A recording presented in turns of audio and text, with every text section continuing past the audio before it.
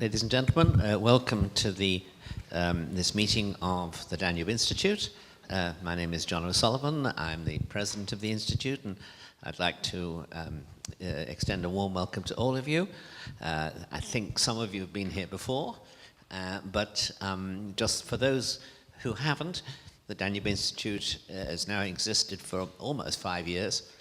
It represents in the politics of Central Europe a position I would describe as conservative in matters of culture, classical liberal in matters of economics, and Atlanticism in matters of foreign policy. But above all else, we believe in the importance, the value of debate. So we like to explore the issues, international, domestic, cultural, in terms of between on the one hand those who tend to share our points of view, and secondly the democratic opponents and critics in the politics of Hungary and Central Europe. So that's where we stand, and we cover a wide range of topics. This is not the first time we've been looking at the situation in the Middle East. We've had several meetings recently, but it is looking at it from a different set of spectacles on this occasion. And unfortunately, the spectacles this time are geopolitics. And let me just say that, in a way, we are looking at a situation in two ways that are quite novel. First of all, and I stand to be corrected by the two experts who are on my right, but first of all, the alliances and the structures of organized politics in the Middle East have recently been receiving a tremendous shake-up. It seemed to me that since Kissinger engineered the transfer of Egypt from the east to the west in the 70s, this is the biggest single change that happened since then, or the events are the biggest single change.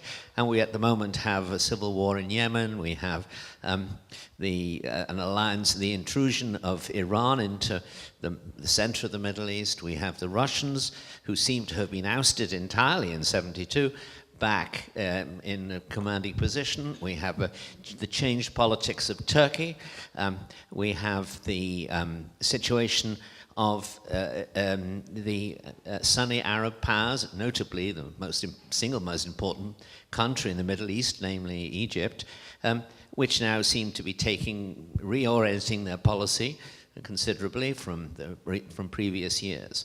And we have, in a sense, an unacknowledged alliance between, on the one hand, Israel and some of its former critics and enemies. So this is a very big change. And secondly, and again, I stand to be corrected, particularly Professor Newman, but it seems to me that geopolitics, which is his specialty, is making a very strong comeback after the years of the Cold War, when it seemed that, in a sense, international politics was frozen to a considerable degree.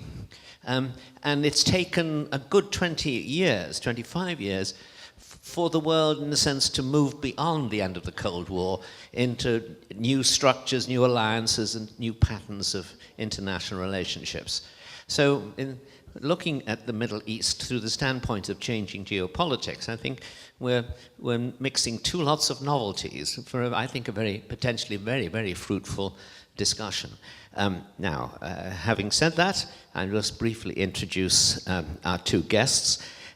The first I must welcome is not Professor Newman, but his respondent, Sabet Rosa, who's associate professor at the National University of Public Service, and who has been an associate research fellow with the Institute of Foreign Affairs and Trade, and has held a number of important academic positions in Hungarian life. I'm going to ask Elizabeth to respond to the remarks of Professor Newman later. Then Professor Newman, our principal guest here, he's the first incumbent of the recently established chair of geopolitics at Ben Gurion University, working at the moment also in London University, of which he and I are both graduates. His work focuses on the territorial aspects of ethnic politics, with a particular focus on the Israeli-Palestine conflict. And in recent years, he's written particularly on theoretical and conceptual aspects of globalization and its effect on borders. Now, you have in front of you, in addition to a copy of the Hungarian Review, the magazine which we here helped to publish, you also have the details of our two speakers and their distinguished academic records, and I will not just simply read those out now, but I want to begin by inviting Professor Newman to make his opening remarks. Thank you. It's working, okay. Okay, thank you very much for that kind introduction, and thank you for inviting me here this evening. I have to say that I came actually to Budapest from London on the way to Israel, halfway.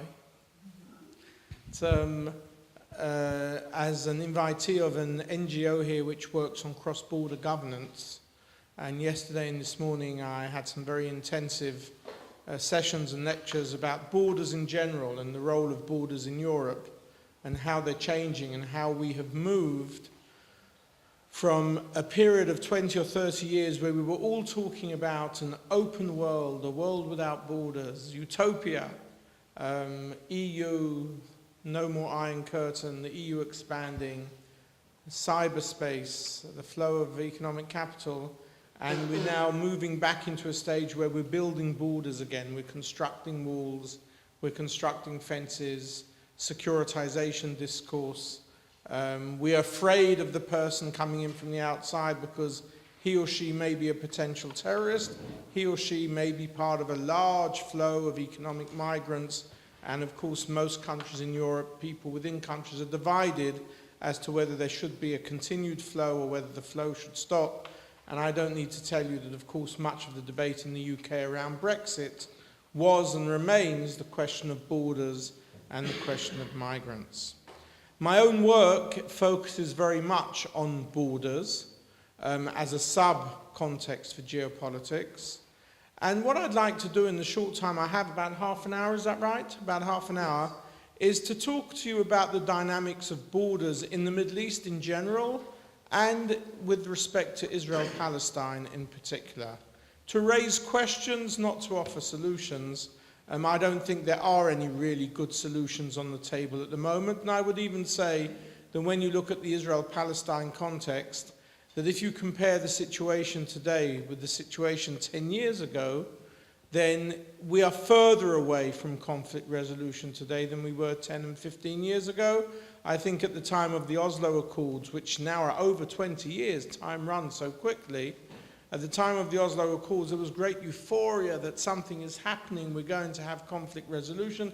It didn't happen, and we can have a debate about why it didn't happen, but that I think is fairly irrelevant at the moment.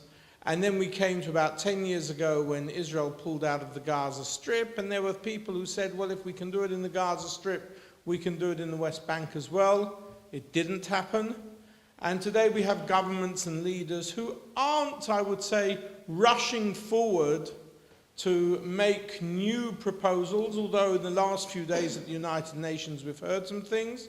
But when there's not a lot of rushing forward, we have, as you mentioned, totally new regional alliances which we couldn't even have thought of 10, 15 years ago, both within the region, in the Middle East, and it goes without saying with some very unexpected electoral events around the world, not least in the United States of America, with all sorts of new alliances, the role of America with Donald Trump, the reintegration or the reinsertion of Russia as a very important power player in the Middle East, certainly in Syria, no question about it, because both sides in Syria, both the Syrian government and the Israeli government, have very good relationships with Putin. I don't know how many of you noticed that a few weeks ago when Netanyahu sat down and was filmed all over the world sitting down with Trump in Davos, he came back to Israel,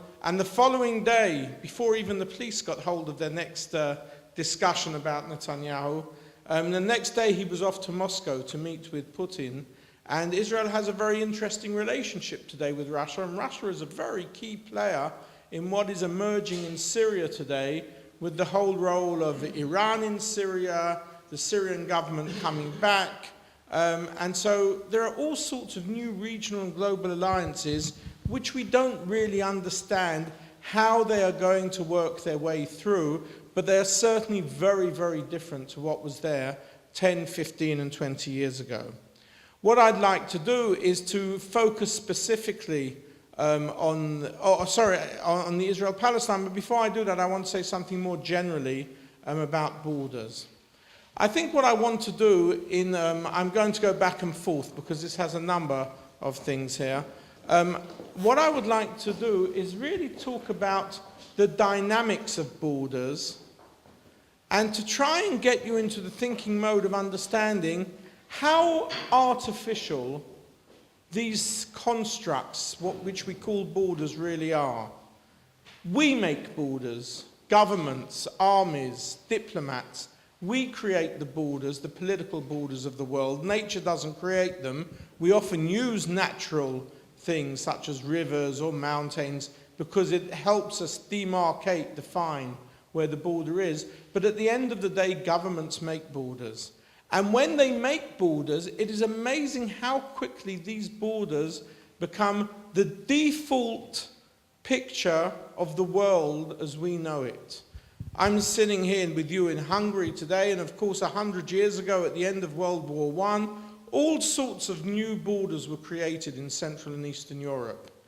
And with the Soviet Union, without the Soviet Union, those borders have lasted. They have become the only way, in a sense, to divide the territory in and around Central and Eastern Europe, for good or for bad, and with all of the implications for ethnic divisions and ethnic segregation and so on.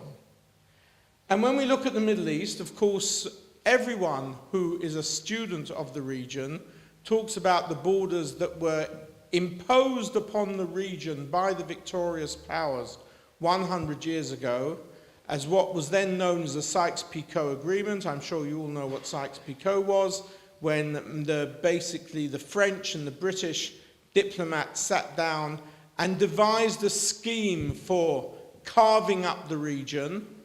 That's not when they drew the borders. The borders were actually drawn a few years later at the San Remo conference. But the principle of the Sykes-Picot was that which was put into action in San Remo. And for 100 years since Sykes-Picot, we've been saying what terrible borders these are. You know, that here were the Europeans, they didn't understand. Who then spoke about Sunni and Shia and Kurds and others?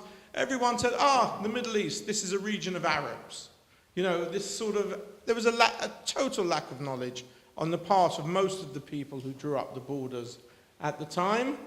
But we lived with Sykes-Picot. This became the world order, the geopolitical world order of the region known as the Middle East.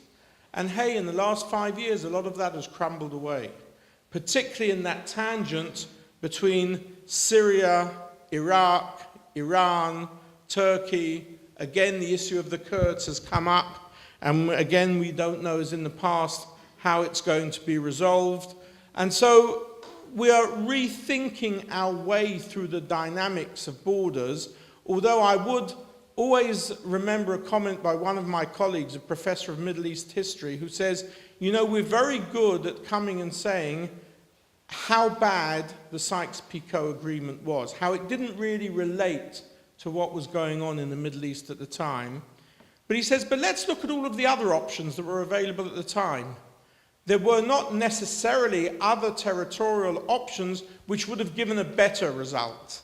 In other words, all of the options at the time were bad, and I think that's a point to make in what I'm going to say about Israel and Palestine, Israel and the West Bank, and the borders we think about that could or could not potentially be the future borders of the region.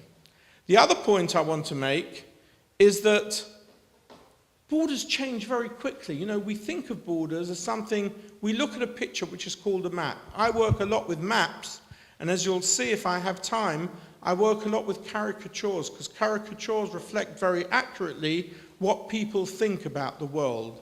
And there are many caricatures of borders which on the one hand are humorous, but on the other hand show a real reflection of how people see territories being divided and shaped up. And when you think of 100 years in Israel-Palestine, think of how many borders we've gone through in such a short period of time. If we go back to the Ottoman Empire, when there were no borders in this area, and then we go to the British and the French mandates, where Sykes-Picot was part of the process which divided up the British and the French mandates in the region, and to a certain extent, the southern border of Israel with Egypt today, and the northern border between Israel and Lebanon, are very much the product of what the British and the French mandates did 100 years ago, and to a certain extent, the border between Israel, the West Bank, and the state of Jordan was pretty much the carving up of the region by the British mandate in 1920-21, by the then politician Winston Churchill was very involved in that. And so these are borders which at the time were very artificial borders, but they became very powerful. And when people today talk about going back to the default borders, what they mean by default borders are borders that have been in operation for 100 years at the most, in many cases less than this.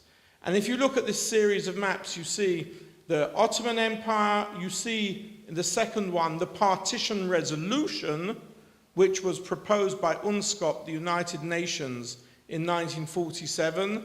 And then you see the state of Israel and the West Bank, which came into being in 1949.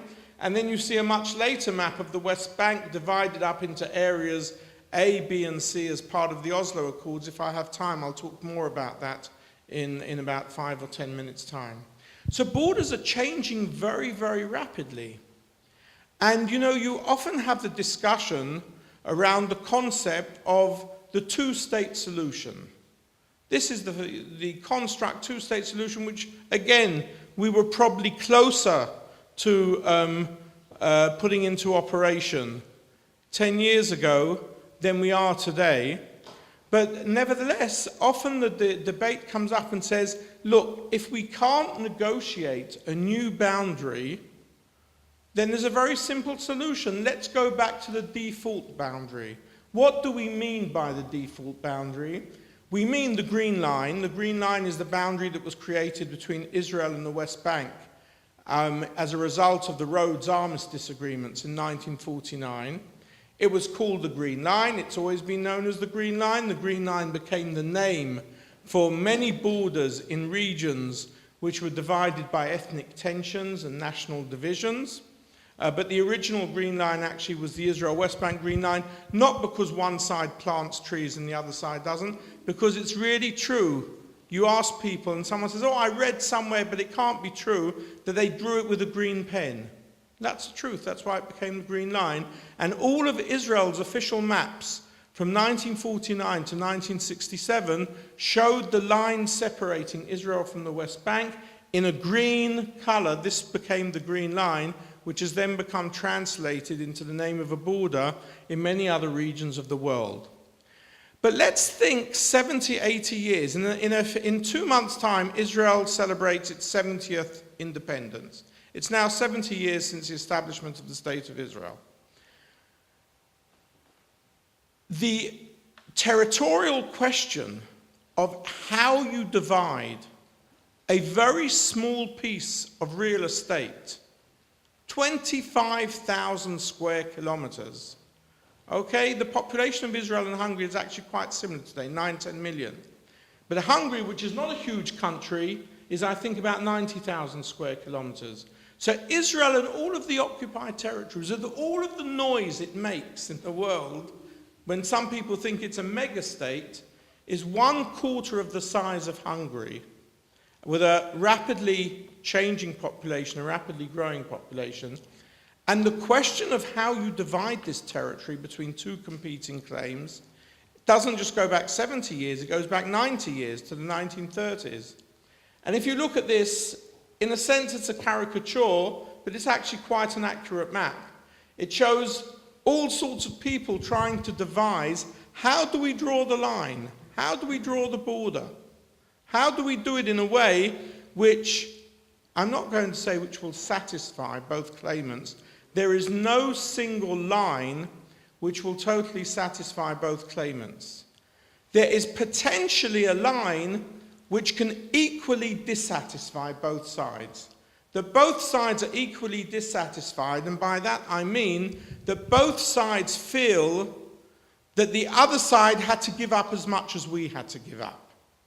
Because if either side feels that we gave up more than the other side, it is unlikely for there to be some sort of bilateral agreement, whatever that agreement would be in the past and was in the past and could potentially be in the future. Now, drawing lines for borders is a very difficult thing. Today, of course, we have technology which we didn't have 30 and 40 years ago. I can go around with a USB with a very detailed map of the whole of Israel and the West Bank, and I can show you that if I move the border 5 meters in this direction or 10 meters in the other direction, what will be the implication for any particular place. One of the things we learn as geographers is that facts change realities. Facts are not necessarily legal and they're not necessarily illegal. They're not necessarily moral and they're not necessarily immoral. But the more you change the facts on the ground, the more you change the territorial realities, which make it increasingly difficult to draw boundaries and to draw borders. Let's think for a minute not about territory, but let's think for a minute about time. From the establishment of the State of Israel until the Six-Day War, there was a period of 19 years. And actually from the Rhodes Armistice agreements, the imposition of the Green Line, until the Six-Day War, there were 18 years. From the Six-Day War until today, we've gone through 51 years.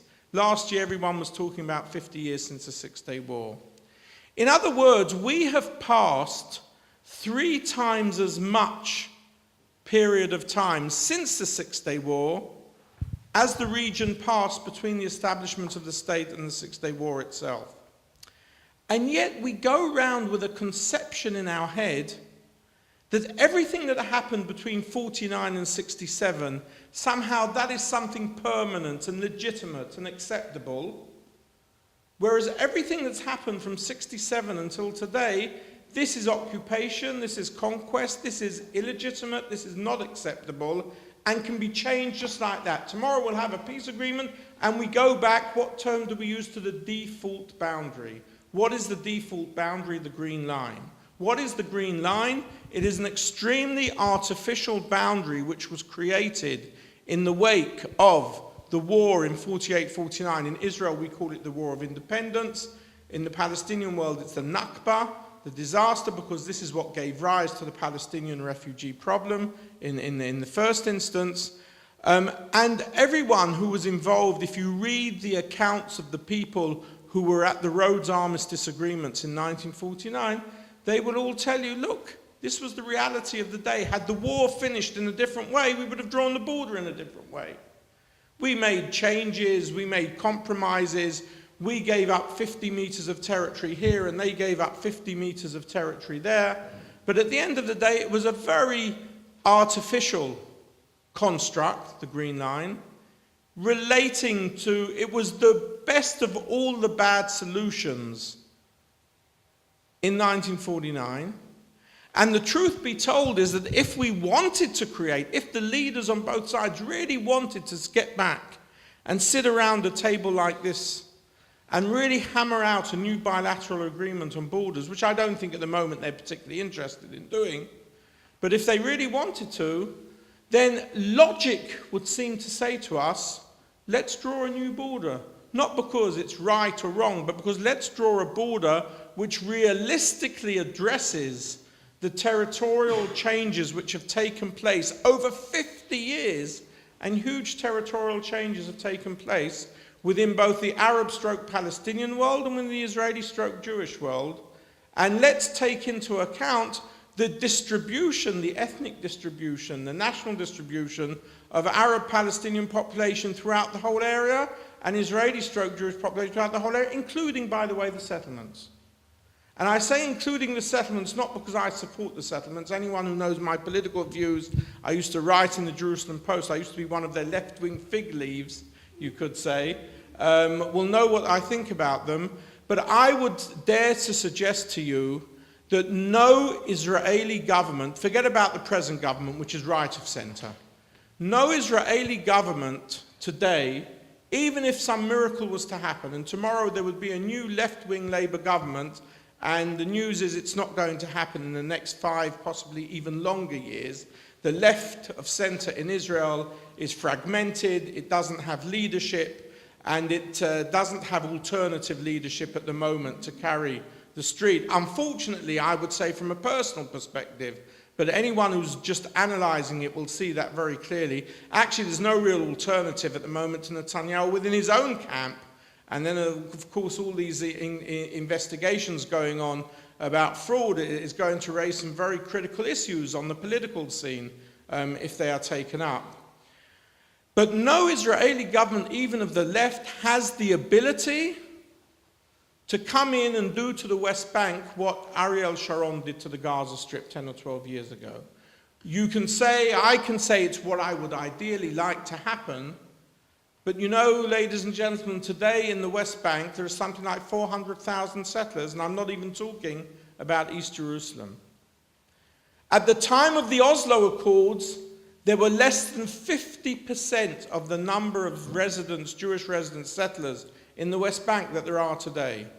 In other words, in the 20 years that have passed since the Palestinians and the Israelis recognized each other, there has been a 50%, 100% growth in the number of settlers in the West Bank, and that is going on all the time. Now, this brings again, oh, sorry, I'm going the wrong way. No, I forgot what way I'm going now. This brings into question the issue. I'd love to talk about all these slides, but I simply don't have time.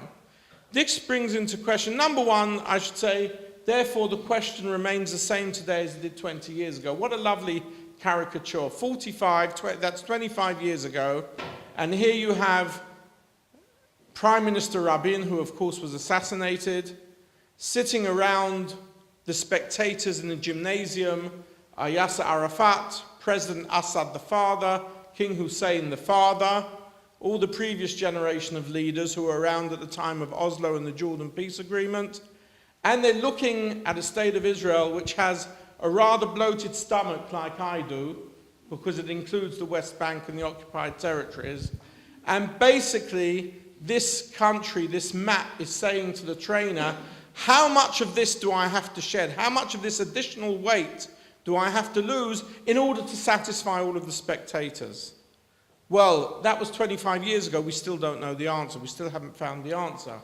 But the difference between then and the difference between now, I hope I'm going in the right direction, is that it has become increasingly complicated to draw the boundaries. People who don't understand what it means to draw boundaries think it's quite simple. You take a piece of paper and you draw a line. But it depends what you're drawing a line between. Are you drawing a line between communities, settlements? Are resources important? Are strategic and security issues, the high areas and the low areas, important? Are transportation links important?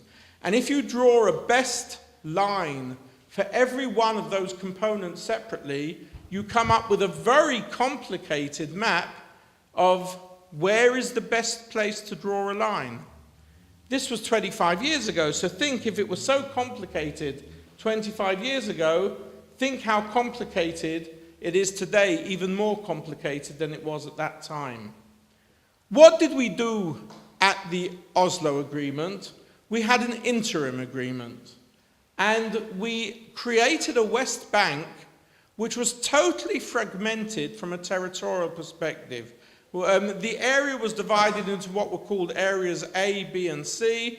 A was nearly total Palestinian autonomy, included something like 75 to 80% of the people on about 10 to 15% of the territory, all the major urban areas where most of the population is located.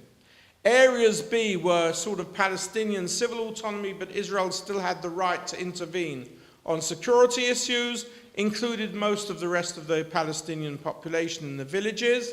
And Area C, which you see as white, particularly the Jordan Valley, because at the time the concept was that the Jordan Valley would be the defensible border in the east. That's a concept that has undergone change because of the change in the technology of warfare and ballistic missiles.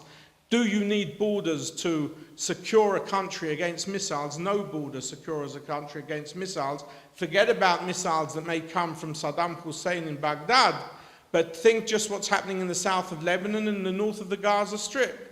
Virtually anyone today can fire a rocket, and it doesn't matter where the border is, how high the border is, it will overshoot the border, and it may land in an open space, it may land in a child's school in the town of Sderot. So borders have different security functions over time.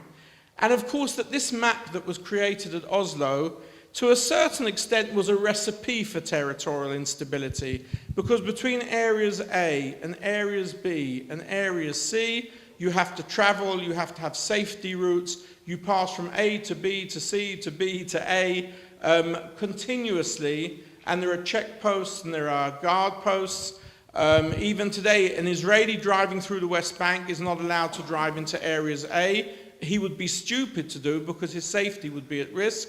Palestinians are not necessarily allowed to come beyond the separation barrier into Israel. So there are all sorts of borders which are operating and functioning at one and the same time, and they're very movable borders. They move from one place to another. But the difference between the period of Oslo and the period of today, and here I'm going to raise a question and I'll soon come to a conclusion, is that even if it was very complicated at the time of Oslo, and I should add, of course, that the Palestinians only agreed to this map as an interim agreement. This was never seen as being an ultimate agreement of peace resolution. It was an interim agreement which was meant to be resolved within 5 years. The big issues were put on the table: refugees, law of return, borders, water, Jerusalem, of course, the biggest problem of all. They were all put on the table to be resolved in 5 years. Unfortunately, in that 5 years, on both sides, there were what we call peace spoilers who managed to ensure that the Oslo Accords would never get any further. If they were never going to get any further, then a map like this is a map of instability. It may be okay for an interim agreement which results in contiguous territory at the end of the day, but you can't create any form of stable territorial management based on, as I called it, the cheeseboard map, where there are A's and B's and C's and safe passages. There are two landscapes. There's an Israeli settlement landscape, there's a Palestinian landscape, operating in the same territory, but operating completely separate lives and functions from each other. What has happened, of course, in the last 10 or 15 years is you've had the establishment of what you may call the separation or security.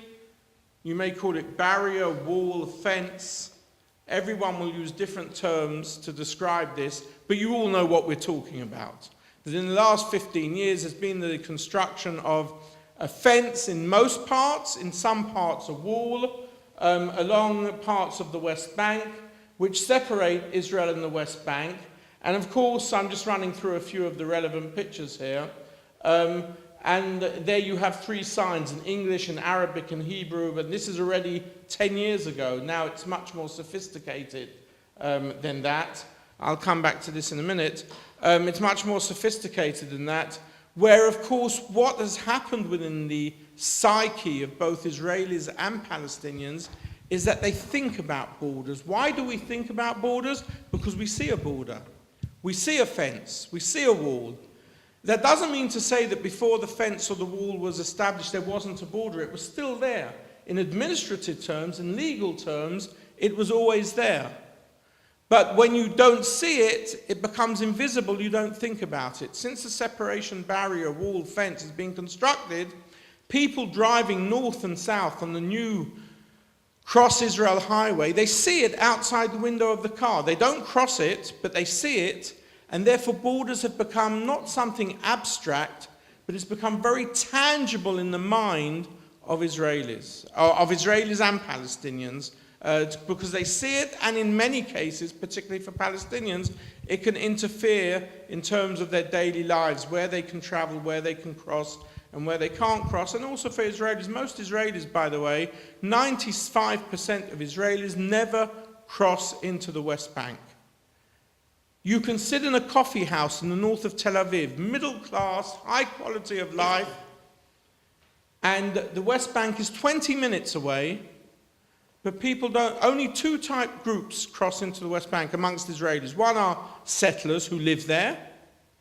Others are people who are serving their military duty, their military conscription, and they serve in the West Bank. Otherwise, the majority of Israelis never go into the West Bank. And unless some major event happens a day before, which brings the conflict, highlights the conflict, then, it's maybe not a nice way to say it, but the majority of Israelis are certainly of the right, even in the center, even of the moderate left. They're quite happy to carry on with their lives as it is at the moment. They're not pushing in any big way like they were 25 years ago for there to be resolution of the conflict. And given the fact that the present government in Israel is also not the government of Yitzhak Rabin, two very different perceptions on conflict resolution, it doesn't seem as though it's moving anywhere in a big way, and it has become even more complicated. There have always been people who have been opposed to the two-state solution, ideologically, politically. On the far right of the Israeli political spectrum, you have the religious, the settler population, who are against the Palestinian state. They believe the land was liberated, it wasn't occupied, God gave it to them, returned it to them, and that one day there should only be Israeli/Jewish sovereignty over the whole of the territory. On the far left, and amongst much of the Palestinian population, you have those who believe there shouldn't be two states, there should be a single binational secular democracy where all Jews and all Arabs are equal citizens, and come what may, there will be a democracy and everybody will love each other and live together. I think many of us believe if that's going to happen, then the Messiah's come already. I think even those of us who are very critical of occupation don't really believe that that can be the first stages of conflict resolution. There are many of us, myself included, who have always seen the two-state solution as the best of all the bad solutions, and as I said before, where both sides are equally dissatisfied. And people like myself who deal with cartography, with drawing borders, have sat in many track 2 discussions trying to draw boundaries, land exchanges, redrawing boundaries in different ways to relate to the realities of today. Many of us who are pragmatically in favor of two-state solutions, many of us are coming to the conclusion today that we've missed the boat. It's not possible anymore to draw that boundary. Because there can't be mass evacuation, there will be civil war. We can't draw a single boundary, and people today are thinking what we call beyond the territorial box. Can you share power? Can you have power sharing without drawing boundaries and without moving people from their homes? And there are, by the way, just as there are people who don't want the settlers to move, there are right-wing Israelis who would like the Arabs in Israel to move into a Palestinian state. The only problem being that every public survey of the 20% of Israel's population who are Arab/Palestinian show very clearly that while they support the principle of Palestinian statehood, they do not want to be part, certainly not in the first period, of the Palestinian state, because they are now westernized, they're part of a democracy, they see what's happening with Hamas, and they're worried about fundamentalism and the lack of democracy. And one of the great tragedies of the Arab population in Israel is that in the past people used to say, these are Arabs or Palestinian residents living in Israel. They could be the bridge between the Arab and the Israeli world. Nice idea, but the exact opposite has worked out. They are the group that are mistrusted by both sides. The Israelis say, they're a fifth column. The Palestinians say they're too after 2 generations, they are too impacted by Israeli education and Western education and etc., etc. So both sides mistrust them rather than use them as bridges, and that is indeed, in my view, one of the tragedies of that population. Let me conclude by, if we can just turn the light off once more, by showing how this reflects, in some senses, on my own very personal life. I live in this community you see on the left. It's called Metar. It's just to the south, 3 kilometers south of the West Bank. Ah, yes, I need to come back to that gentleman at the end. It's just to the south of the map you see there. I spend a lot of my time when I'm in Israel traveling to Jerusalem. And I may be moving back there in the coming year. It's the most fascinating city, problematic city, but fascinating city in the world. When I drive from Metar to Jerusalem, have I got a good map here? No, I haven't. When I drive from Metar to Jerusalem, I have 2 options. I can come out of my community, immediately turn right, and get to Jerusalem in 70 kilometers, but to do so I have to drive through the West Bank and cross the border twice. And my car will be checked. Sometimes they'll ask for my ID, sometimes they won't. But it's a real fence border I have to pass through, and I have to decide, is it safe for me or isn't it safe for me to drive through the West Bank in an Israeli car? I can choose another option. I can drive around the West Bank on the new highway. Instead of 70 kilometers, it's 120 kilometers. It actually doesn't take much longer anymore because the road is much better. That never used to be the case. And again, 98% of people leaving my community driving to Jerusalem choose the 120-kilometer option. Now, you can argue till you're blue in the face that there's no border, it's only a separation barrier, but that is the function of a border. It determines whether you want to whether you are able to cross in one direction, whether you want to cross in the other direction. So in a sense, a border is there. It's really come back to haunt us to a certain extent. And the question that we're asking today really is, can you still draw borders? Forget about the radicals on both sides. Talk to the pragmatists, who I think on both sides are huge. The majority are still pragmatists, who say we would like a 2-state solution if we could work out how to make it happen. But we're finding it increasingly impossible or problematic to make that happen. And the big question that many people are discussing, not just academics who are sometimes sitting in their ivory tower, but even practitioners are, can we have a power sharing arrangement which doesn't mean the drawing of a single border? I'm going to close with that question, but I want to show you an anecdote anyway, because it's about borders and it's about Israel-Palestine. We have a president in the United States of America by the name of Donald Trump, who, as you know, Netanyahu and Trump are best friends. Probably Trump's best friend in the international arena is probably Benjamin Netanyahu. And Trump, a month after he became president, visited Israel. And he was the first sitting American president who went to the Old City and visited the Western Wall, the holy site to the Jewish people. And you know that when people go to the Western Wall, one of the customs, superstitions, however you want to define it, is people write little notes and they put it in the wall with prayers to God. Now, of course, you often see pictures of people holding up a mobile phone in the wall. That's the way to communicate in the modern era. But they write notes. And, of course, the Israeli press were taken up with, what did Donald Trump write on the note that he put in the wall? And there were many suggestions and many ideas. And there were 2 that I particularly liked because they were about borders. This was the first one. I think you can read it for yourself and decide what you want. But the second one is the one I like even better, because it's a question of how do you build borders? And he says, dear God, he said, look at this fantastic wall. It's lasted 3,000 years. Look how strong it is. Please give me the number of your contractor. I want to build something similar between the USA and Mexico. Thank you.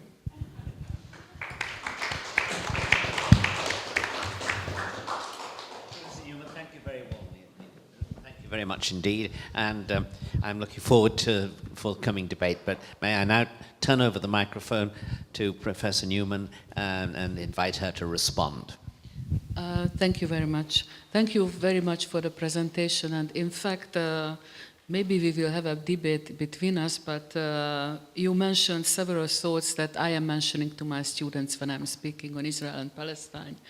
And one among them is the big question if it is still feasible to have a two-state solution. And you show the maps. So we saw the maps. I think that if we are thinking in territories defined by borders, at this moment, I am very skeptical about it. Much that I like the idea, but I think you said that we missed the boat, and I am very much afraid that at least presently this is the case, especially as there is no intention from either side at the moment to negotiate, and as far as I see, there is not much that the outside world can do at the moment. And this is also very much in the context of, on the one hand, how borders and territory in general is perceived, and on the other hand, what you referred to in the very beginning, that in the past few years or past decade, even not maybe more than a few years, the situation in the region has been undergoing a profound change. First, let me come to the territory and the borders. You said that, well, in the Ottoman Empire, there were no borders here at the time when you were putting up the Sykes-Picot map, more or less. And I think this leads me to the international relations theory. There are three mainstream schools. The first one is the realist school. This is where this European construct of a territorial state comes into play with borders, well-defined borders. And we all know that this has become the name of the day. This has become the norm all around the world, except this region. Because as you referred to it and you showed us clearly on the maps, there are green lines and there are borders to Israel. And we could even say that Israel is, from a certain point of view, an exception to the rule, to the international system. Today, we see the states as territorial states among fixed borders. Borders are fixed by international agreements. Now, when we come to the institutionalist school of thought, that's a little bit different, because that is where the United Nations and the international organizations come in. The United Nations, as we all know, was put up after the Second World War, and international law was coming with it. And we say that after that, the international community usually does not like to see changes of border, does not like to see that a territory of a state is taken away by force. And this brings about a lot of problems. We here in Central Europe have seen the dissolution of several states. These were not easy, and it was very much against the liking of the international system. However, it went by. But the big question is that, do we accept if the acknowledged territory of a state is changed by force? We don't. And this is about international law. And then we are coming into problems here, and exactly at this question, and you did not speak about transferring the US embassy to Jerusalem, but I think that this is the biggest problem with this proposal. In the realist thinking, of course, a fact is a fact. But then what are we going to do with international law, which we have come to respect and take it as granted? What do we say to Russia when it is occupying the Crimea? No change of territory or borders with force.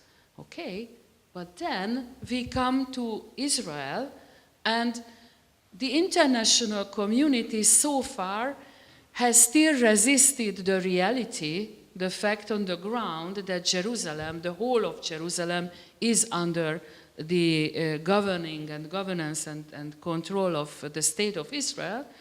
and still said no. Now this is what President Trump has changed or seems to change, and here I think we are running into a big problem because this goes far, far beyond this question, this very specific question.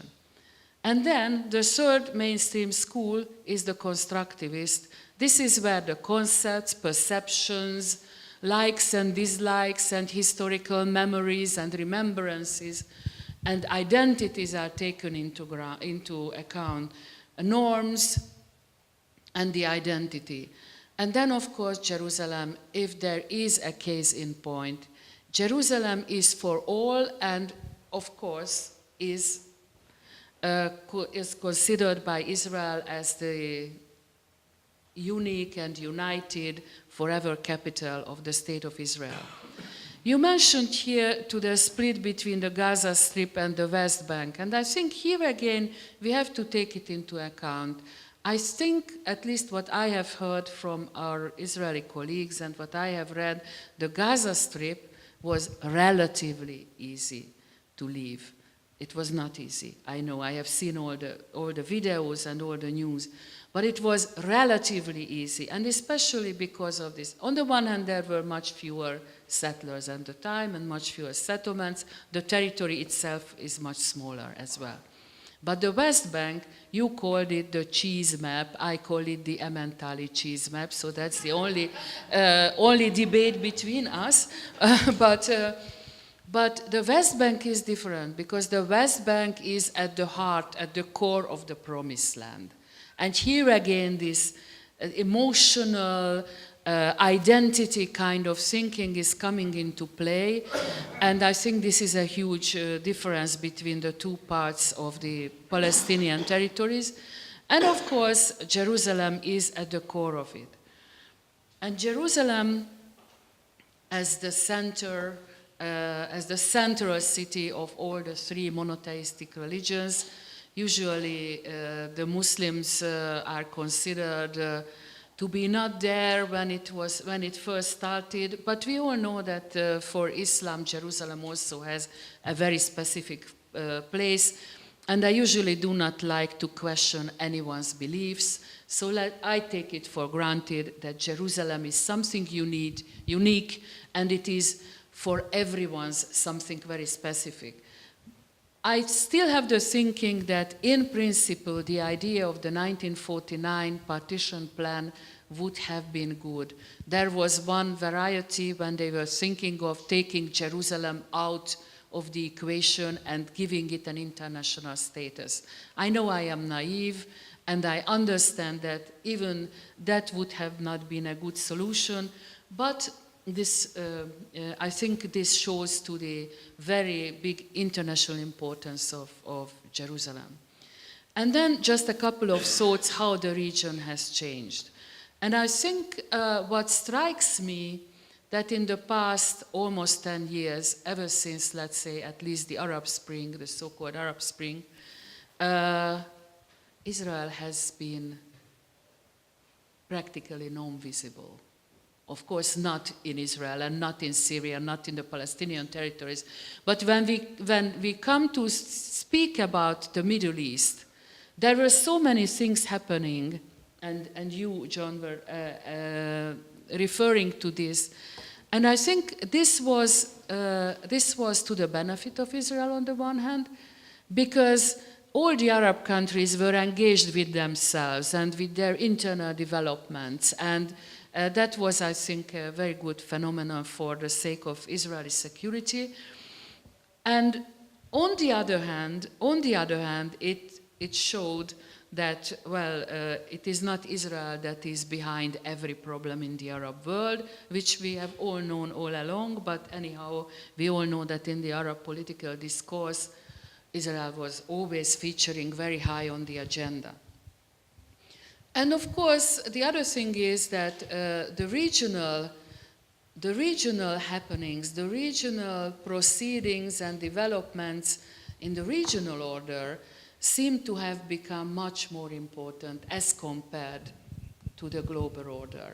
And all these regional contexts and all these regional developments and the regional actors have had increasingly more opportunities to dictate the international agenda. While before we had one big issue, it was the Israeli-Palestinian conflict. Here we had several.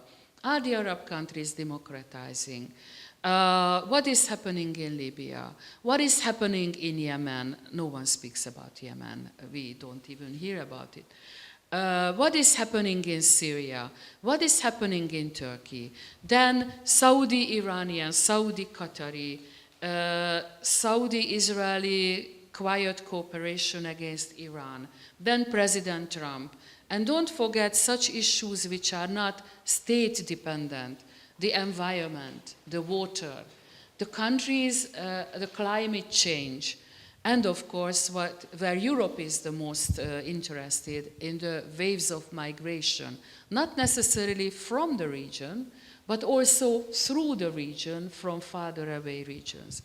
So I think that this is a very much changing context, a very much changing dynamics, and this will affect, you mentioned dynamics of borders. This will have a very important effect or impact on the borders as well. And I think the big question will be, what will happen to the international system as we know it today, as is defined by territorial states among borders? Will this be the beginning of forgetting about borders? Or, as we said, you referred to that, around the regime change, we were thinking of, you said, world without borders. Here in Central Europe, there was a very frequent phrase that was used, the spiritualization of the borders. Are we going there? Is this a new kind of change in the making? Or what is going to happen? Because as you clearly pointed out, and what I've learned from your lecture, and thank you very much for it, that this border issue is still not solved, and it will be with us for a while. Thank you very much. Thank you very much indeed, Professor. Now, we're going to move to a discussion between the participants. Perhaps I could just begin with a particular question to get the discussion going, and that is this. Let's go back to a moment in 20 years ago, or thereabouts, in the peace process after Taba. I remember taking part in a discussion with one of the senior Israeli negotiators afterwards. And the question that was put to him was, isn't it the case that when you returned to Israel and when Yasser Arafat returned to the Palestinian Authority, that his, in a sense, rejection of what had seemed to be a fairly generous offer weakened the whole process enormously in Israel, because it made the Israelis look like people who'd been effectively fooled. And the negotiator said, well, not only did it make it look like that, but it was like that. And now that may be, in a sense, a hardline position, but it's an interesting response. And I just wonder, looking back on that, what conclusions you draw about the decision of Arafat to apparently respond in a fairly tough way, and what conclusion do you draw about the potentiality of some more generous thing happening in future, precisely because it looks as though that was something like a high water mark, and there's been very little progress in recent years since. Professor.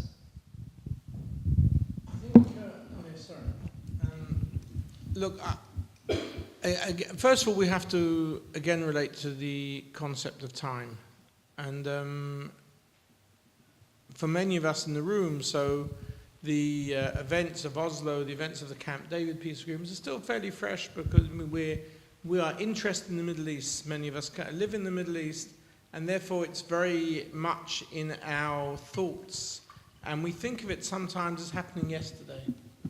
And it didn't happen yesterday, it happened 30 years ago. There's a well-known professor in Israel, Professor Moshe Brava, who today is 96 years old, and can still stand up here and give a 40-minute lecture without notes, an amazing guy, well known amongst Israeli school children because they all studied with his atlas at schools. And he was, maybe still is, but certainly was, the expert on the history of Israel's borders. In the late 1980s, he wrote a book called Israel's Borders. And in the introduction to that book, he related to the issue of Taba. And he was very critical of the way that Taba was negotiated. Because he argued, because those of you who remember that on the whole the border was negotiated, and they couldn't agree over what would happen to Taba. Taba's very interesting, by the way. People forget that at the southernmost point of Israel, you have the meeting place of virtually 4 borders. Israel, Egypt, Jordan, and Saudi Arabia. It's only a few kilometers away. I tried very hard to get UNESCO support to set up a cross-border research center at that place, which I would still like to do. So if anyone's got any ideas, please come talk to me. But he at the time was very critical, and so Taba went to international arbitration. And in the international arbitration, it was ruled in favor of Egypt, and Taba went to Egypt, and that was the end of the matter. Brava, in the introduction to his book, wrote that had the Israeli side brought to the arbitration someone like himself who understood, had all the old maps, and understood the way that boundaries had been drawn between the British mandate and others 100 years ago, had they had that material and information, then the decision would have been different. Of course, he was rather put out by the fact that his expertise was not taken, and instead they took an international jurist to discuss the legal points. In one sense, his criticism was right. People didn't have the information. Today, people have information because it's all on these little things here, and in much more detail and much more sophisticated than the old maps, although the old maps are far more beautiful than the maps we produce today on computers. But I don't think it would have made any difference to the ruling of the international arbiters. I think that would have gone in Egypt's favor, whatever had happened. Now, I mentioned that little anecdote because you brought up the issue of Taba to say that that is not necessarily a precedent for taking a hard line or a soft line. I think that if we want to be very realistic when we look at borders, we have to look at the realities of today's geographical realities on the ground.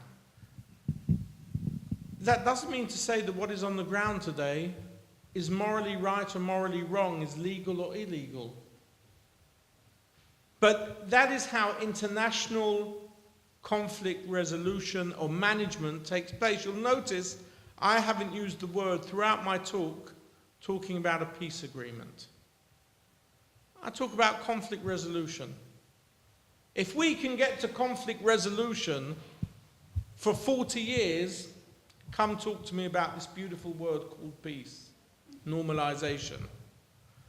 I think one of the mistakes we've made, certainly on the Israeli side, I can't talk for the narrative in the street on the other side, but certainly on the Israeli side, is that we always talk about peace agreements, peace agreements. Peace means so many more things than simply resolving a conflict. If you can get to a situation where there is an agreed upon division of territory, and where 1 or even 2 generations of Israeli and Palestinian children grow up without one being afraid of potential terrorist violence and the other being afraid of Israeli tanks in their backyard, where the issue of safety and security is no longer an issue on the agenda, 40 years down the road, come and talk to me about opening the borders and carrying on with normalization. But the resolution of the territorial issues, for right or for wrong, is about what is on the ground today. So if we wait another 20 years, because of all sorts of political reasons, until we get round the table again, it's going to be a very different reality to that of today, just as today's reality is already very different to the one which existed at the time of Oslo. Thank you. Is there anything you'd like to add to that? No. Okay. Good. Thank you. Let me now turn to the floor. Is anyone who would like to to raise a question at this point. Maybe I raise a question then.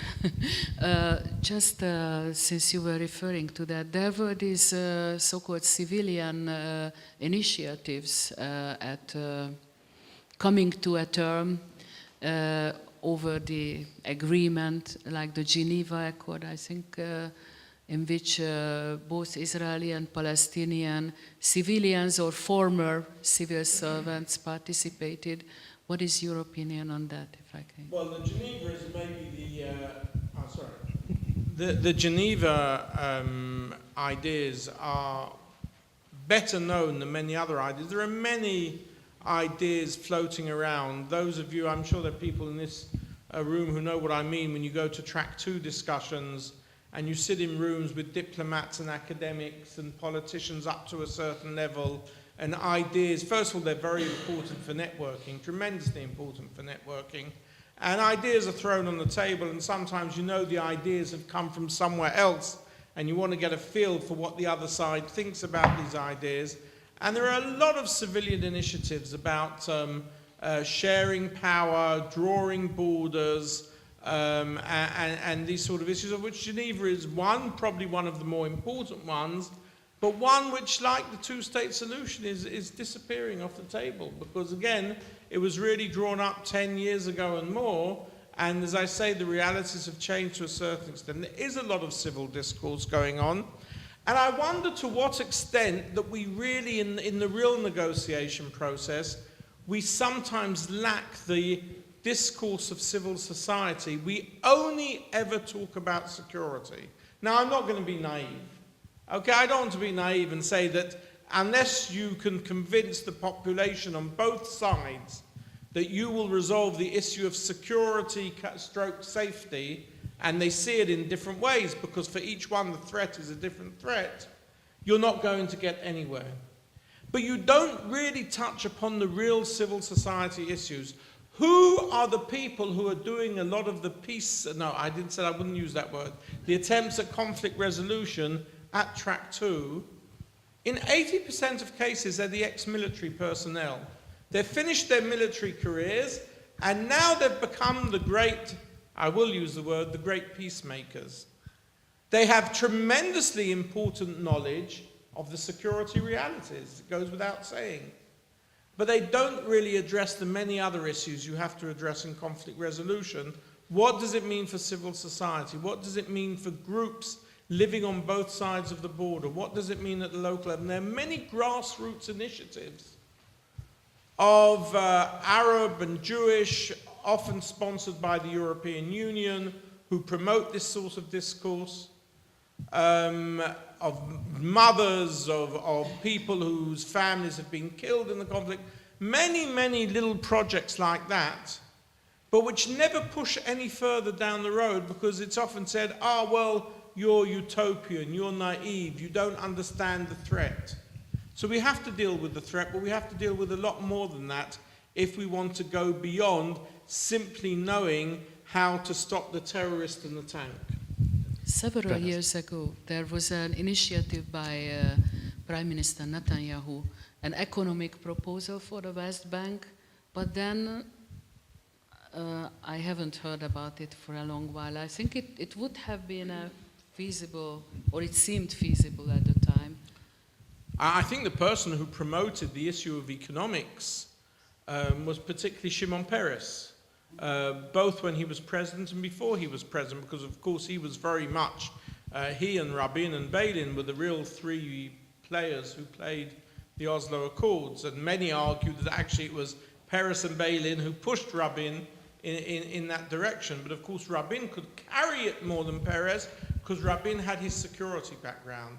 If you want to be the ideal person in Israel to carry forward the next stage of conflict resolution, you have to have that military background. That's the issue, because you are seen as someone who understands security. As I said a minute ago, it's not sufficient in its own right, but it's important for that to go through.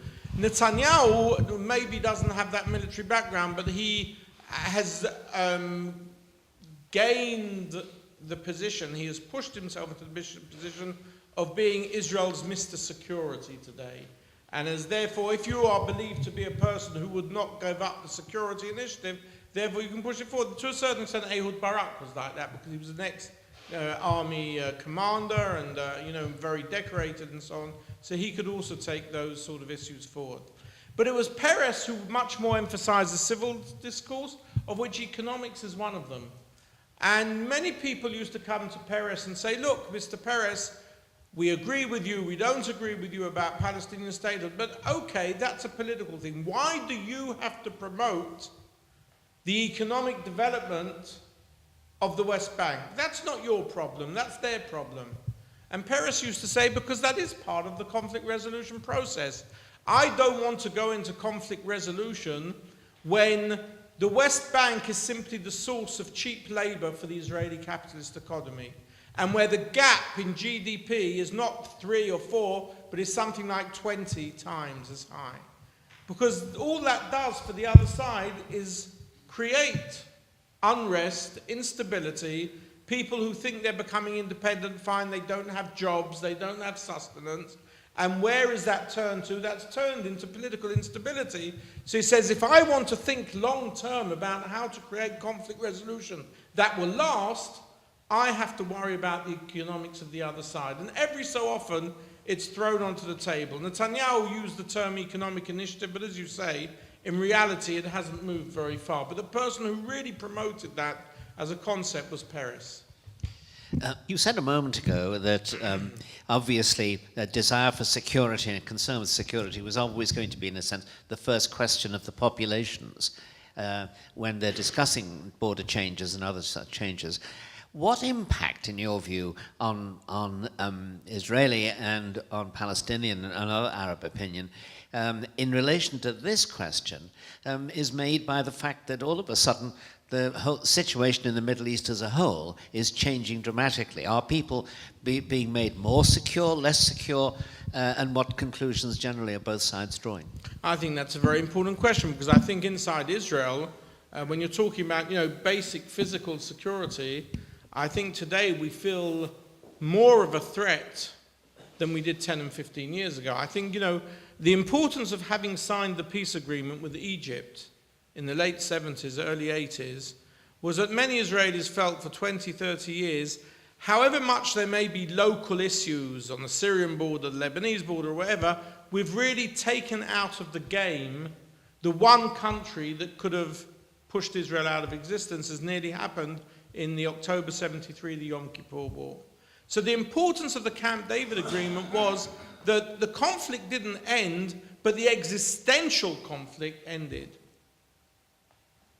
That's changed in the last 5-10 years because of the change in military technology. Number one, Iran has become a major player in the region. It's not only become a major player in the region, it's sitting across the border in Syria today. You saw what happened in the news just 1 week ago with Israel's Air Force plane being shot down, the first time something like that's happened in 20 years. You have Hezbollah in South Lebanon, you have Hamas in the Gaza Strip. So they may not be the most sophisticated rockets, although people say that Hezbollah have got quite an arsenal of rockets which have come in from Iran. But even the Hamas in the Gaza Strip, people could go on the internet, learn how to make a rocket on the internet, not a very good one. You go to the fence, you put it on your shoulder, you fire, you don't know where it's going to land, but it's going to go over the border, and it could, God forbid, land in a children's kindergarten. Or I sat in the summer 3 years ago when I was dean of the university in Beersheba, and we had to close down the university for 3 weeks because we couldn't take the chance that one stray missile would hit a room where students were sitting having examinations. It has changed the security posture of Israel. I think, I'm not a military expert, but to the best of my knowledge, Israel has superior, sophisticated military technology, and it invests a huge amount into R&D, partly by itself and partly in cooperation with the United States of America. But it's a continuous battle for that supremacy. Who has the anti-ballistic rocket technology? What happens if suddenly 100 rockets are fired in the same minute? Can you bring them all down? So I think the security situation in that sense is worse than it was 10 or 15 years ago. I don't think it's the existential threat that existed 40 years ago, but it's a daily battle to keep that technological advance, and that is one of the great challenges facing Israel's security posture. Before I turn to Professor Ozer, could I just ask, has there been a corresponding change in Palestinian opinion? Do the refuseniks feel, in a sense, more encouraged by this? Presumably they do. On the Palestinian side? Yes. Look, I'm not an expert on Palestinian society. I'm sometimes a bit cynical of many of my colleagues and friends who are the Israeli experts on Palestinian society. I have a big enough problem understanding Israeli society, which is so divided over these issues.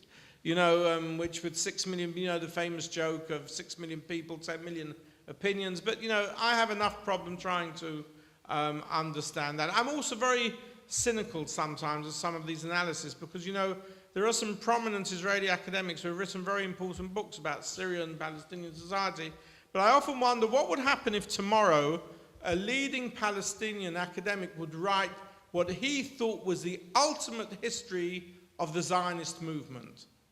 We in Israel would all laugh and say, what does he understand? He doesn't really know what it's about. And I think to a certain extent we have to sometimes be a bit more humble in our understanding of Palestinian society. You want the answer to that question? Invite the Palestinian professor, he'll tell you. Okay.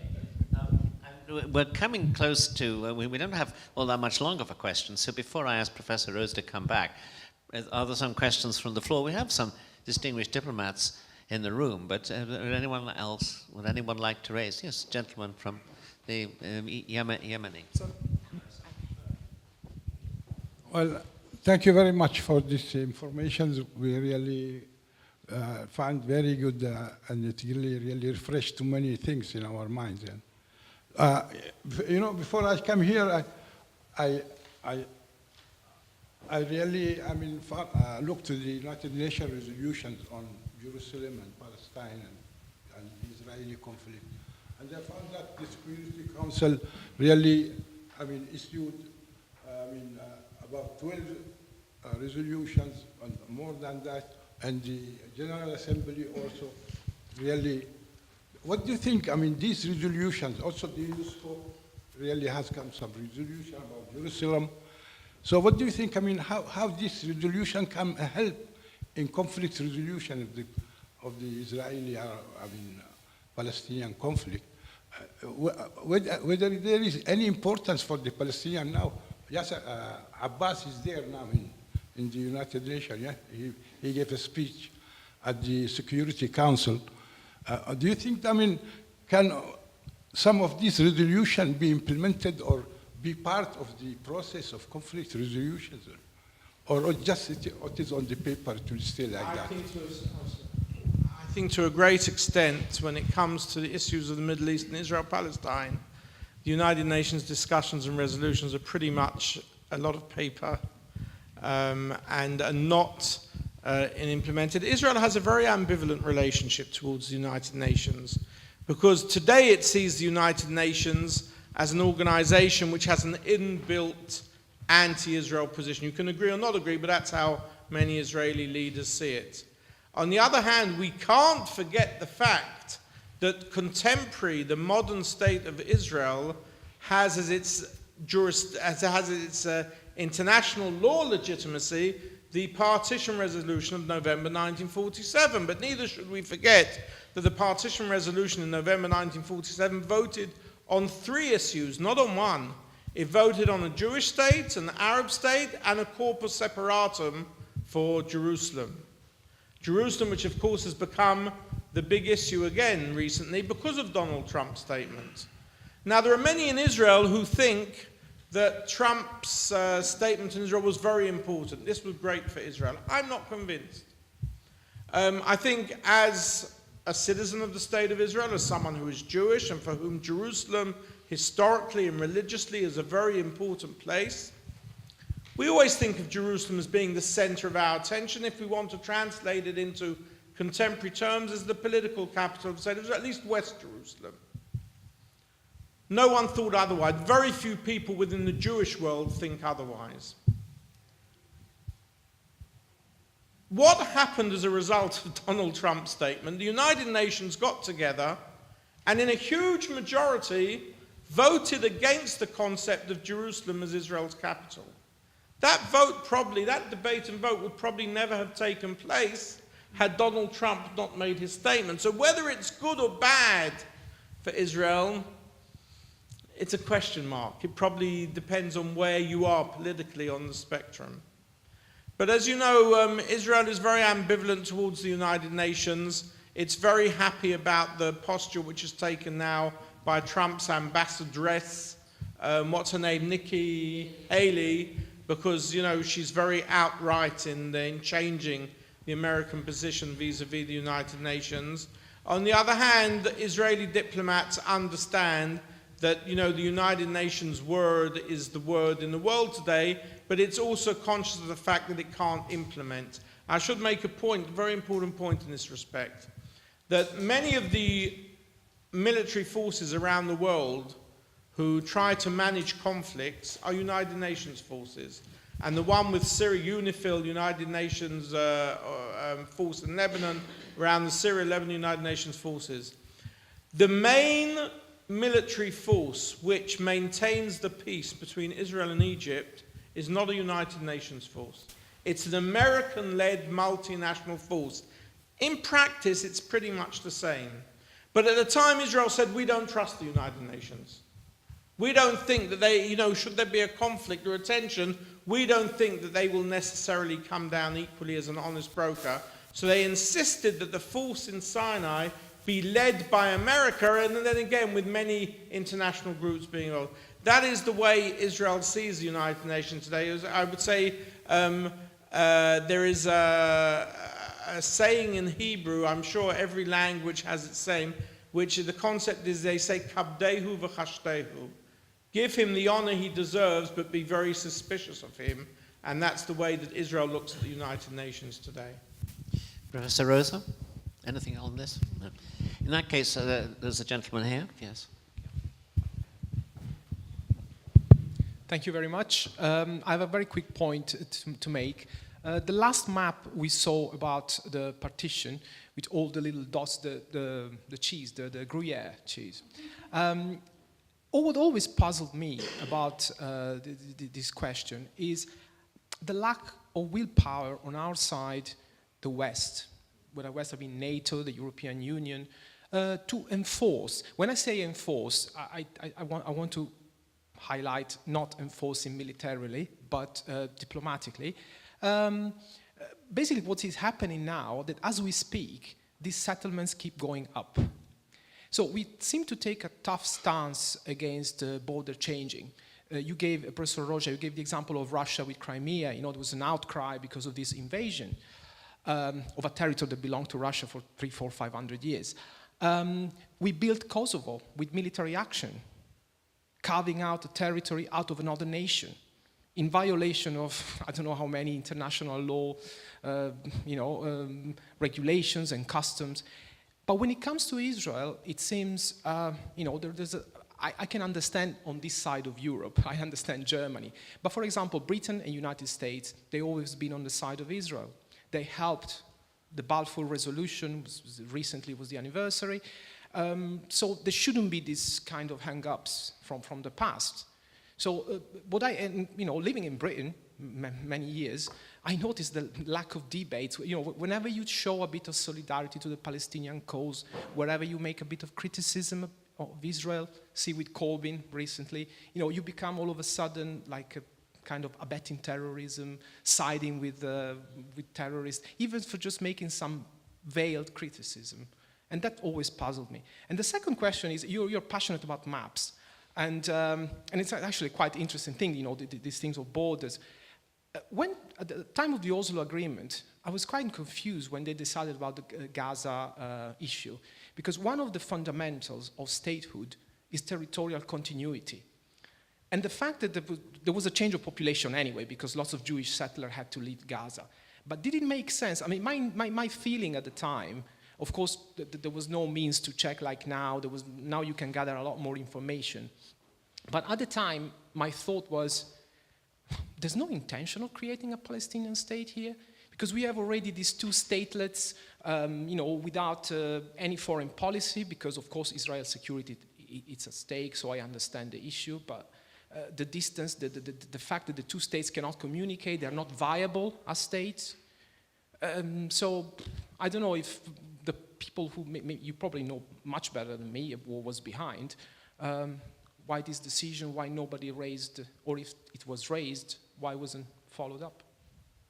Thank you. Before I hand it over to our two guest speakers, perhaps I could just ask if there are any more questions from the floor, because we are coming to the end of the discussion. Yes, the gentleman there. Okay, so I'm Martin Ulivari. I study geography here in Budapest. I would like to move a bit away from Israel right now. And I have two questions. So right now in the Middle East, a lot of water comes from aquifers, so subsurface water. What do you think will happen when those run out? And the other one would be, with the Islamic State severely weakened and perhaps gone in a few months, what do you see as the greatest threat to stability and or peace in the Middle East? Anybody else? Well, I will just add one very side point, which is this, that 1989 had a big effect on one aspect of foreign policy, namely that Central Europe went from supporting the Palestinian cause to being very friendly to Israel. That has been more developed in recent days with visits here from Mr. Netanyahu and some kind of warmer relationship between the present Hungarian and Israeli governments. And I just wonder if, when you've answered other points, you might want to end on that note as to whether or not this part of the world has got a fruitful role to play in this matter. So first of all, let me ask Professor Rose to begin. Thank you very much. Well, viability is I think is a very important question. But I think that at the time, at least if I remember well, the most important thing was that there were negotiations, people were sitting together, not only in bilateral but also in multilateral discussions, and that they kept the thing going. And now we know that it was too optimistic to foresee that in a few years the last 4 big questions would come on the agenda and then peace will come. It was too optimistic, but I think that there was a kind of a euphoria at the time. And I think I cannot remember that viability was really raised as a big issue, or at least it was hushed, because things were moving forward.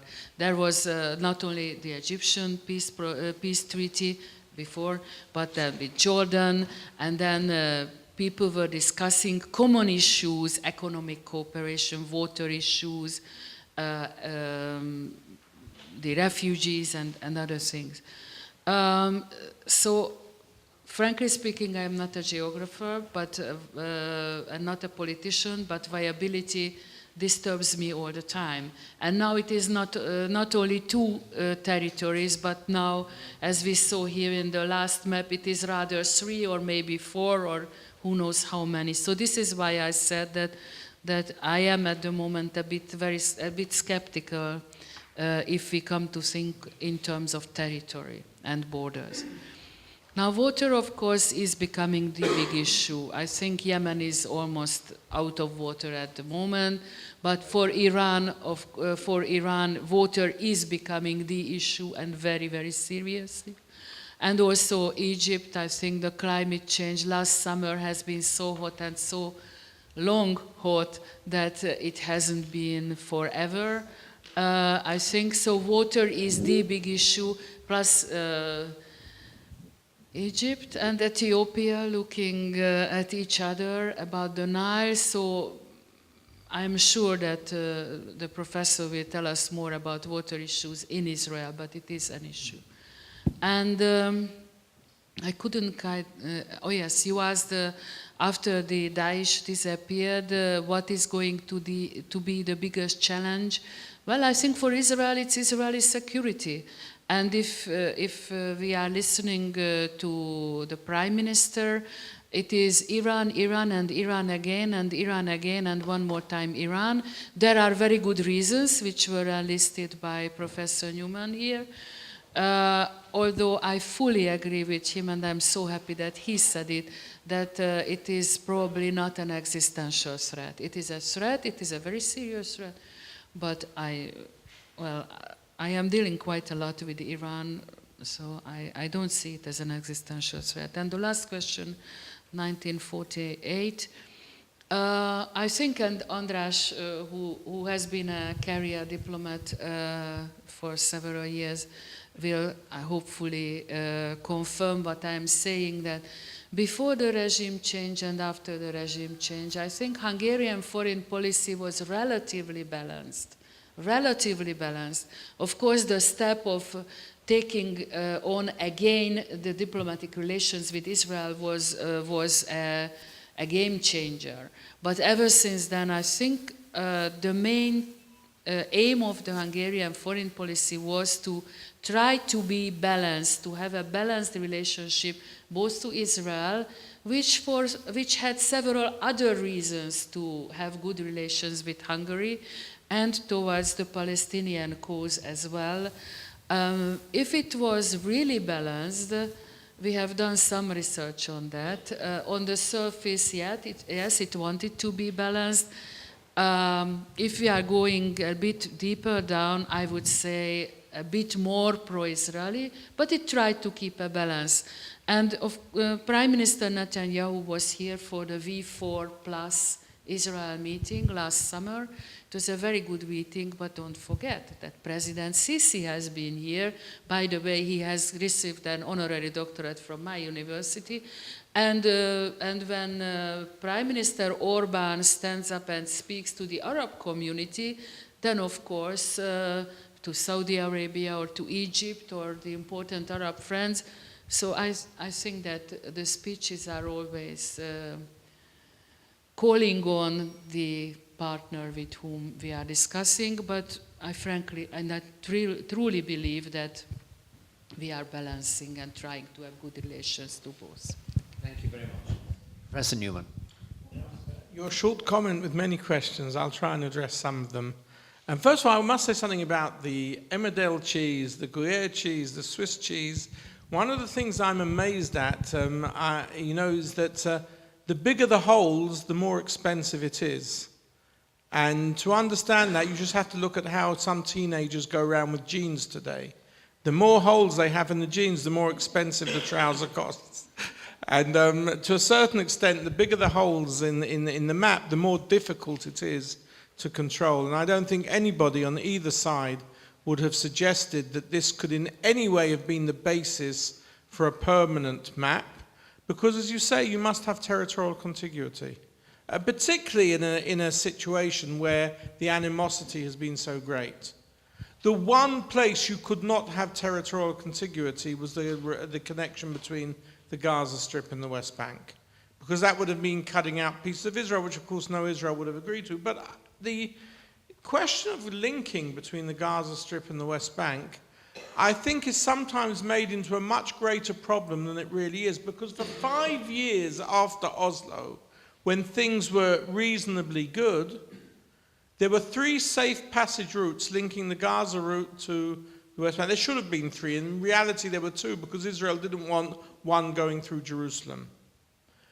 And every day, tens of thousands of people traveled on the road between the Gaza Strip and the West Bank. It's only 40 kilometers, it's nothing. They went there for work, they went there for education, and they came back. And you know what? I think the passages between the Gaza Strip and the West Bank proved a very important point. That territory is an agent which can be manipulated one way or another by governments. If the leaders of both sides want an agreement to work, they can put safe passage routes into operation very easily, and they can manage them. If one side or both sides doesn't want it to work, then it's the things like the safe passage routes where all the incidents can take place which destroys a peace agreement. So the same is true, by the way, of the Shabaa farms on the Lebanon-Syria-Israel border. It's really a red herring. It can be made into a major, major issue, but if the sides wanted to come to an agreement, they could resolve that, in 2 hours of discussions. And I think that's the truth also of the Gaza Strip West Bank conundrum. That's how I see it, at least. Viability, I don't necessarily agree with you, although what do we mean when we use this term viability? People often think only of economic viability. If we were to judge the world's 170 states today on their right to exist based on some concept of viability, how many would really be in existence? The issue of statehood, particularly when you don't have statehood, is first of all about having your independence. You obviously want greater economic potentiality, and I come back to what I said about Peres, that therefore he saw it as Israel's interest to have greater economic viability. But I think viability is a term that we tend to misuse, because I don't think that is a reason why a state has legitimacy to exist or not to exist in many respects. The role of the EU. This is something I'm very interested in. The EU has always played second fiddle in the Middle East. Whenever it does try and get a bigger foot in the door, then you have the Americans, who maybe were not dealing with the Middle East, coming back in a very big way. You can deal with good governance in the Palestinian territories, but we are the main players here. Now, and so the EU has never really got its game going in that sense. Certainly when Tony Blair was running around over the last 5 or 10 years, he was really involved in good governance with the Palestinians more than anything else. The biggest issue, I have to admit, that he caused me a problem was that many of you who know Jerusalem know there's a very important hotel called the American Colony Hotel, where many diplomats and where many people meet in Track 2, and it's a great place to park your car. Until Tony Blair came along and set up his offices, and now there's a barrier so you can't go in with the car. So many of us don't think he did a good job. But he was really involved in Palestinian governance, not with really bringing conflict resolution any nearer. I think, given what's happening with Trump and the United States today, this is a window of opportunity, this great word, of the EU trying to get a stronger foot in the Middle East again. Now, it may not succeed, but I think there's an opening here, because a lot of countries aren't really sure about Trump and the United States like they were, even about Obama, who also wasn't a particularly strong president with respect to the Middle East. But I think, Trump is so unexpected in many senses. It's very easy to be critical of him. But the truth is, the one thing that we all don't know about Trump is we don't know what he really thinks. And it's unexpected policy. So in that sense, others have a way of getting their foot in. Russia has got a foot in again in the Middle East. It didn't have it there. And I think now is the time for the EU to test its ability to become more involved as an honest broker in the Middle East than it has done in the last few years. But I think on the whole, it's always been there to a certain point, but never any further, because the Americans won't allow that to happen. And that brings me to Britain. I don't necessarily agree with you about your... I think Britain has always had friendly and warm relations with the State of Israel. And of course, this year, everybody's been throwing up the Balfour Declaration. I think it was a total overkill, what went on with the Balfour celebrations. Balfour was in 1917, but people say, well, hey, what was Britain's policy on the region between 1945 and 1948? Ernest Bevin, very different policy. What was Britain's white paper in 1939? So I would say that Britain's attitude to Israel has changed over time. Sometimes it's been more pro-Israel, sometimes less. What's very interesting in Britain is there's a very clear distinction between the Prime Minister's office and the Foreign Ministry. If you go through a whole list of Prime Ministers from Harold Wilson in the 1960s, Wilson, Heath, but Wilson, Thatcher, Major, Blair, Brown, Cameron, and Theresa May, they're all been very positive towards Israel.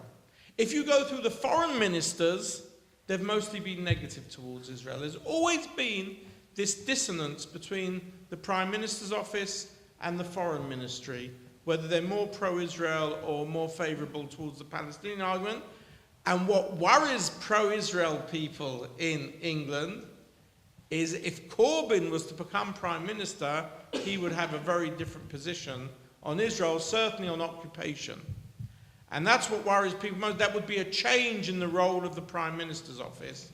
But he, as you know, I mean, no one's saying he is going to be Prime Minister, but the chances of him becoming are much greater than they were a year or 2 years ago, partly thanks to Theresa May, because she hasn't really been running her government that successfully as we would have thought she should have done. So I think Britain's attitude to Israel, it's one of those questions, what you see from here isn't necessarily what you see from there.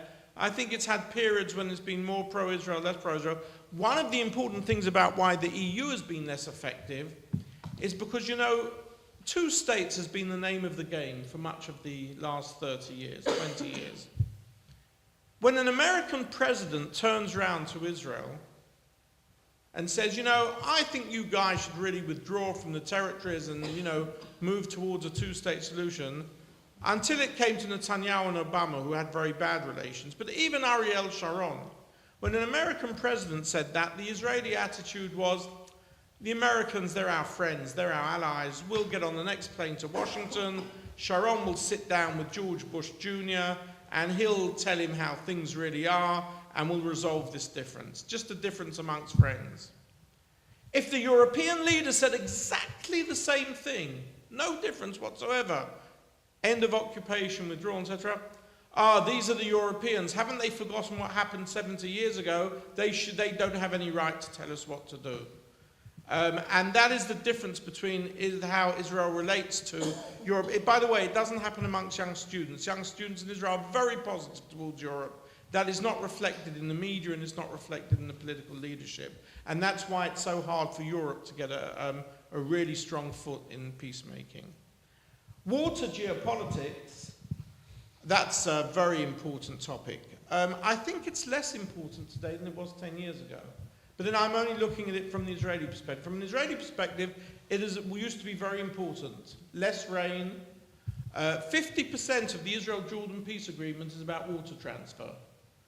For internal political reasons, Israel didn't go into desalination. In the last 5 years, it's gone very strongly into desalination. It even has excess capacity of desalination.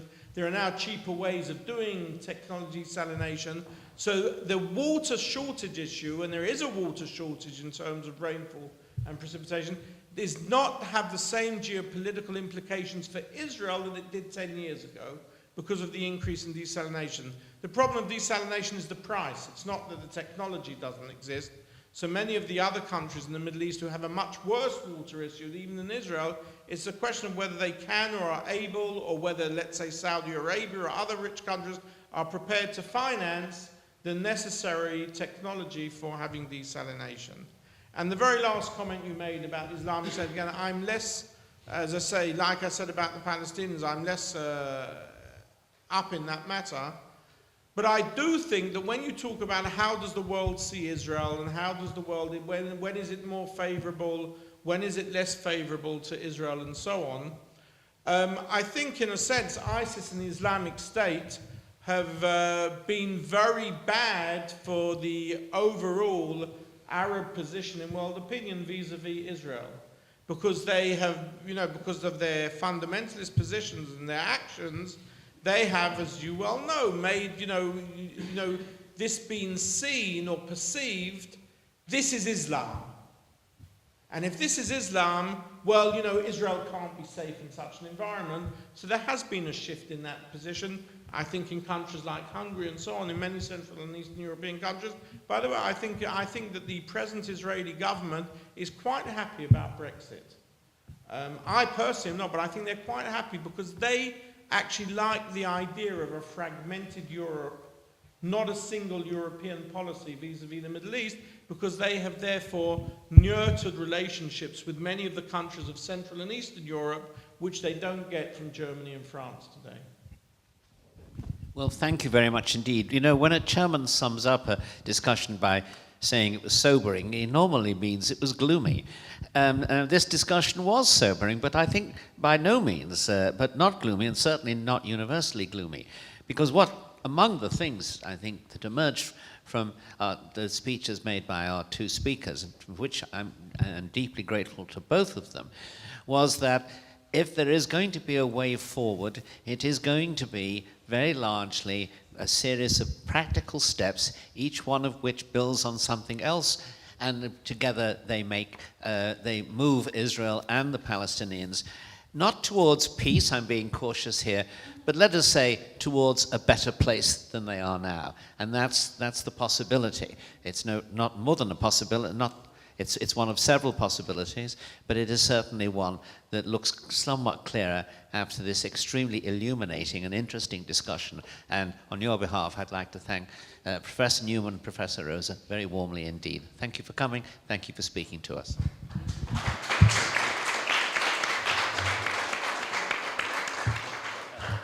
Just to finish, I put up one other picture which I think you may find. Do any of you read Hebrew? So this is a banner which I saw on the wall of a house in Jerusalem, and what it says basically in Hebrew is Trump, he's crazy, but he's one of us.